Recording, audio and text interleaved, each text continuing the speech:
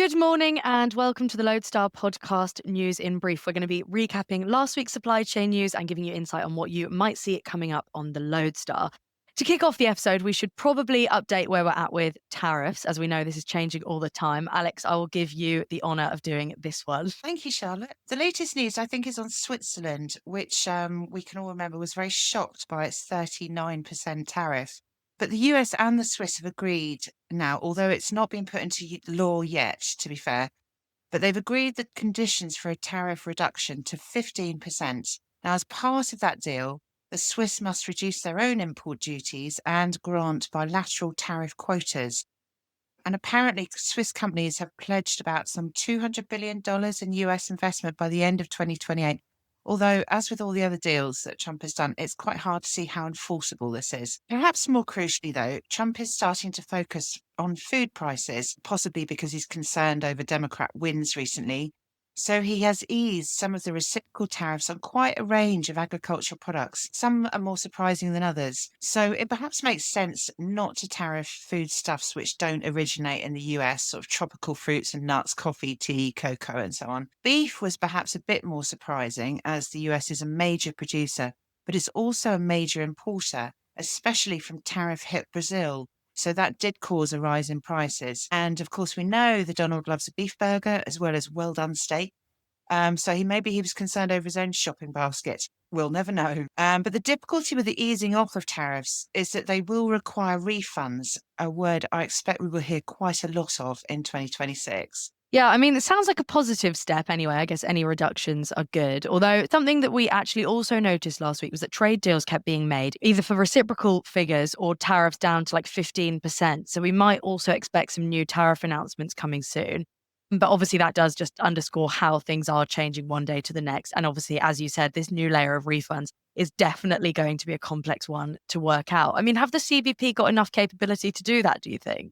Most people say that there are very few import delays, actually, but there are a lot more queries, and CBP is looking to grow its ranks. It's asked retired officers to rejoin for up to 4 years.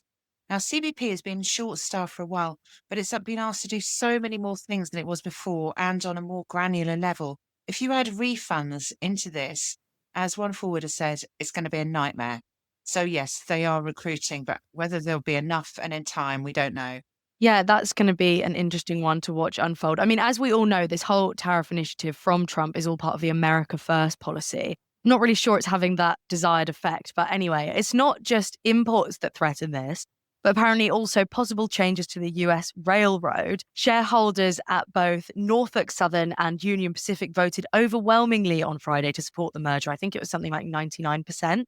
But some Republican state attorneys general warned that it threatened the America First policy and even national security. I'm not really sure how. Alex, do you have any thoughts on this? Well, they reasoned that the merger would result in undue market concentration that stifles competition and therefore creates higher prices, lower reliability, and less innovation at the expense of American manufacturers and ultimately America's consumers. But the Norfolk Southern CEO, Mark George, said that the vote marked a key milestone and he expects the formal merger application to be filed by the start of next month. So I'm not really sure that this pushback is going to make much of a difference, to be honest. What about you, Gav? No. Any thoughts? Well, it's I mean, you can see why they're apprehensive about it because it's monopolies creation. And they're taking the country back to the robber barons of the late 19th century. I mean, the US had in place a very strict thing that it wouldn't go below six railroads for exactly this point, that it would create too much concentration of competition. But Trump doesn't care about that. I can see the point. The point is for customers, it's not a great deal because it's going to just put more power into it. It becomes an oligarchy. But I mean, at the same time, there's this expanded interline agreement between the companies BNSF and CSX, which they said would offer even more immediate value to their customers by increasing speed, flexibility, and options. That's what they said. But it will be interesting to see how rail transport in the US behaves with both of these major consolidation moves happening at the same time. Yeah. I mean, who wins from these these massive M&A deals? Who actually wins? It's normally the shareholders of the companies because they get an inflated share price for a brief period of time that they're able to cash out on. So I think we should move over to ocean freight now. We've given rail freight enough airtime. The Q3 reporting from all the major carriers has now commenced, obviously bar MSC because they don't publicize their results. There was quite an interesting pattern that we noticed in that the Asian mainstream shipping lines posted much better profit margins than the European. So, I mean, what is the reason for this, Gav? And have you identified any winners and losers for Q3? Well, there's a few, but it really very much depends on what metric you're talking about. I mean, the story that we ran should really have come with a massive caveat, which was that they were basically comparing EBIT margins. Which basically means that the depreciation and amortization aspects that are factored into a carrier's balance sheets, principally on what the value of their vessels are, is absent from this metrics. Anyway, look, numbers never lie. So on an EBIT margin basis, it was basically found that carriers with a higher percentage of owned vessels delivered a higher profitability metric because the ship owners basically, the non-operating ship owners aren't fleecing them through sky-high charter rates. So if you look at a quick comparison basis, you would have Wanhai, which owns almost all of its fleet, at an EBIT margin of 25%. Costco and Evergreen have fairly high percentages of owned vessels were at 23%, while CMA CGM was at 15%, Maersk at 6.2%, and Hapag at 4%. So that was the basis of that. And it should be noted that two things on this is that firstly, we're talking about the liquid charter market rather than the long-term mortgage type charters that the likes of Seaspan arrange. So you're talking about time charter rates. I mean, you've written articles about the disconnect between the charter market and the freight market, Charlotte, and the liquid time charter market currently has very high rates, and obviously that's hit into profitability. And actually, there was further evidence of this right at the end of last week. Zimline released its results. I think that made it the last of the main carriers to do so, and that showed a 15% EBIT margin, so the same as CMA CGM, and yet it charters almost its entire fleet. However, those charters are on long-term 10-year type deals rather than from the liquid charter market. And in fact, Zim has been getting rid of all the vessels on time charters that it can. Personally, I sort of, if I was to look at the third quarter results, I thought the most interesting aspect of it was the volumes. And that was probably the most revealing. And actually, there are quite a few carriers, including a number of the Asian carriers, that don't report their volume numbers, which in itself is even more revealing. Sort of understand me, because basically, when you compare it to the market growth, it's a very easy metric of seeing whether a carrier's gained or lost market share, right? It's very simple. On the basis, the global market, as per container trade statistics, grew 4.7% in the third quarter compared to the third quarter of 2024. That was a combined volume of 49.23 million TEU. That's a hell of a lot, right? But it completely changes the picture that we've just been talking about, because on a volumes carried basis, carried 7% more containers. Hapag-Lloyd carried 6.1% more containers. So both of those above market are the market growth rate, which clearly indicates they've won market share on a global basis. While CMA CGM volumes are up just 2.3%, and Zim's carryings were down 5%. So EBIT margin good, market share less. I mean, it's you make of that what you will, but there are a number of ways of measuring success. That's interesting that Maersk and Hapag were up. I wonder if shippers are preferring that because of the reliability thing, and if them saying that they're going to charge more for this reliability is going to have any impact on that. I guess we'll Maybe see in the coming quarters. look at third quarter stuff, and in terms of spot rates, both Maersk, or certainly Maersk, was identified as one of the big sort of discounters on the Asia-Europe trade. So they've definitely been on a sustained market share gain drive. Well, that brings me on to my next question actually about rates. And I was wondering if there'd been any kind of mitigation from carriers to like bolster their back pocket before the end of the year. I mean, I heard from one of my sources that HMM, MSC, and Hapag were pushing GRIs of about $3,000 per high cube container from Asia to Europe. And they said that this was probably partly because of a pre-Chinese New Year cargo rush. But they also said that the spot/FAK rates that carriers were giving were for like a 2-week validity so that they can keep trying to push these rates up. What are your thoughts on that?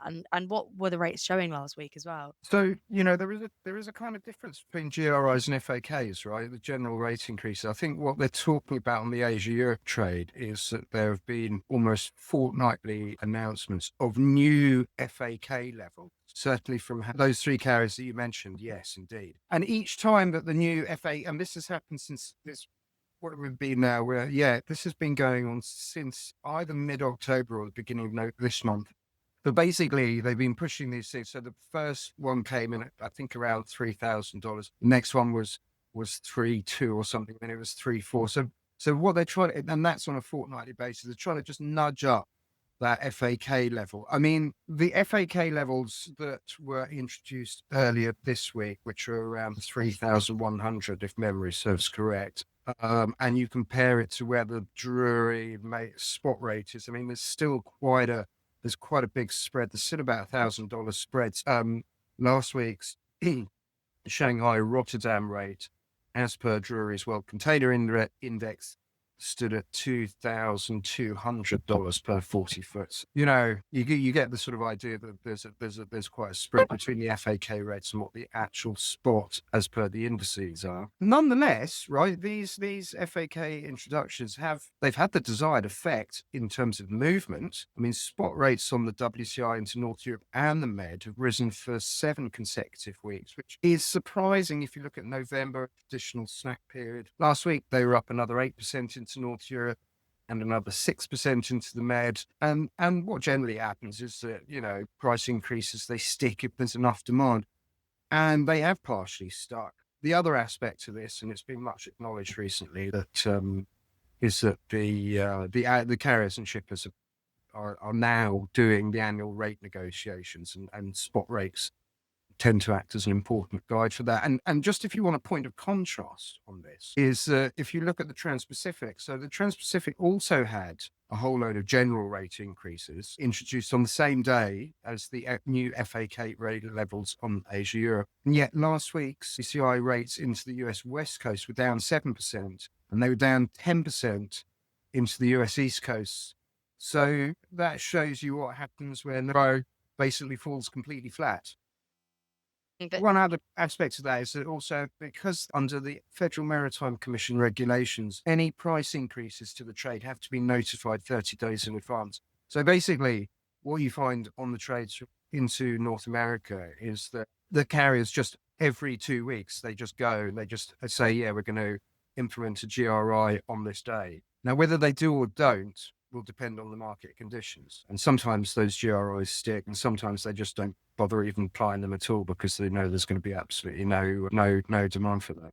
Yeah, I mean, it's quite evident that the Trans-Pacific really is not doing well compared with the other trades. But looking to the upcoming week, I mean, we're coming up to Black Friday and Cyber Monday, which might give it a bit of a boost. I mean, it's now seemingly the whole month rather than just the 2 days that it was at the start. But this is probably going to mean a busier few weeks for air freight in particular and e-commerce demand, also in the run up to Christmas. So we might have some stories on how that's been impacting supply chains, but we've already had reports on how air freight rates are up and demand into Europe especially. But I also did hear that that is not going to translate into European road freight volumes for full truckloads. So sorry to any hauliers that might get their hopes up.